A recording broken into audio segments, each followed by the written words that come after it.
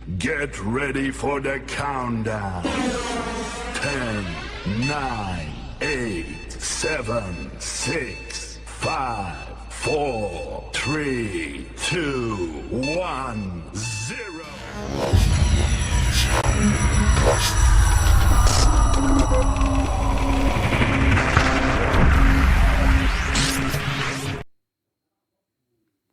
Pagi adik-adik. Pagi, Kak.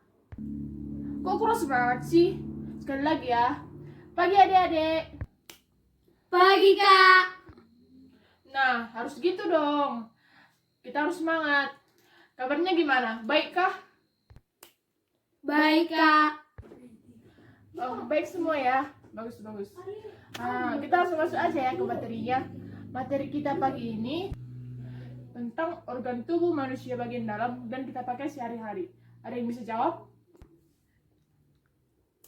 Jantung, Kak. Salah dek, coba yang lain. Paru-paru, Kak.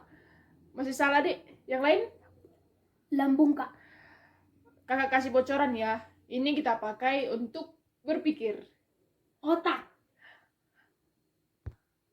Nah, benar, otak.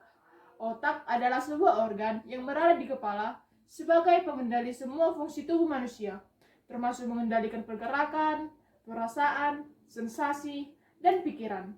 Otak juga membuat manusia bisa berpikir dan memecahkan masalah.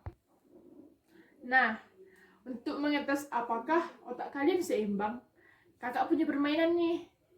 Mau coba? Game yang pertama hanya menggunakan jari saja, tidak perlu pakai alat. Seperti ini. Jika kalian bisa, berarti otak kalian seimbang. Tapi ini hanya dasarnya saja.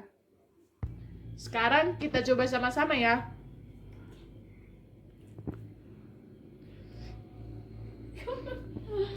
Sekarang kita ke game yang kedua. Diperhatikan dengan seperti ini. Game yang kedua. Sekarang kita coba ya. Gimana? Bisa nggak, Dek? Sekarang kita masuk ke materi ya. Apa sih, Kak, perbedaan otak kanan dan otak kiri kita? Perbedaannya yaitu terletak pada jenis pemikiran yang dihasilkan. Otak kanan merupakan bagian otak yang memproses kreativitas untuk berimajinasi dan berpikir tentang seni. Sementara itu, otak kiri lebih banyak memikirkan hal-hal yang analitis dan matematis. Lebih jauh tentang perbedaan otak kanan dan otak kiri kita, yaitu secara fisik, otak kanan dan otak kiri tampilannya tidak jauh berbeda. Namun, ada perbedaan besar yang memisahkan keduanya. Perbedaan otak kanan dan otak kiri terletak pada caranya memproses informasi yang masuk ke otak. Meski begitu, kedua bagian otak ini tidak bekerja sendiri-sendiri. Cara kerja otak kanan itu gimana sih, Kak? Otak kanan merupakan bagian paling baik untuk mengerjakan tugas yang berhubungan dengan kreativitas dan sesuatu yang ekspresif. Beberapa hal maupun kemampuan yang erat kaitannya dengan otak kanan antara lain adalah: yang pertama, musik; yang kedua, warna; yang ketiga, kemampuan mengenali wajah orang lain; yang keempat, mengekspresikan emosi; yang kelima, membaca emosi orang lain; yang keenam, intuisi; yang ketujuh, imajinasi; yang kedelapan, kreativitas; dan yang kesembilan, orang dengan otak kanan yang lebih dominan lebih suka memvisualisasikan sesuatu dibandingkan memikirkannya dalam bentuk kata-kata. Selain itu, mereka juga lebih bisa melihat sesuatu dari sudut pandang yang lebih luas dan cara berpikir yang lebih bebas. Jadi, kalau otak kiri bagaimana, Kak? Nah, otak kiri berfungsi untuk mengerjakan tugas-tugas yang sifatnya logis. Bagian otak ini dinilai lebih mampu mengerjakan sesuatu yang berhubungan dengan bahasa, logika, pemikiran kritis, angka-angka, dan analisis. Kak, tips untuk melatih otak kiri gimana sih, Kak? Nah, ini beberapa tipsnya ya. Yang pertama, perbanyak membaca dan menulis. Jika bisa, lakukan setiap hari. Yang kedua, jangan pernah berhenti belajar. Kuasai hal-hal baru, hadir seminar, mengikuti diskusi, dan lainnya. Yang ketiga, latih otak dengan mengisi teka-teki silang dan bermain puzzle. Yang keempat, bermain games yang melatih ingatan dan strategi, seperti monopoli, kartu, atau video games.